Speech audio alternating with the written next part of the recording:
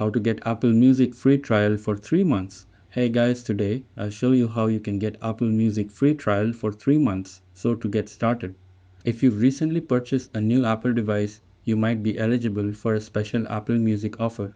So to redeem the offer for iPhone, iPad, MSC or Apple TV, you have to set up your new device.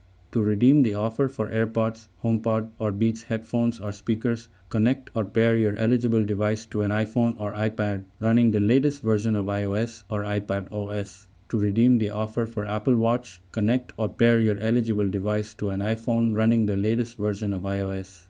After setting up or pairing your new device, open the Apple Music app on an iPhone, iPad, Mac, or Apple TV. The offer should be presented immediately after launching the app. If not, go to the Home tab where it will appear. Tap Accept now and you're all set to enjoy 3 free months of Apple Music on your new device. That's it and thanks. I'll catch you all in the next video.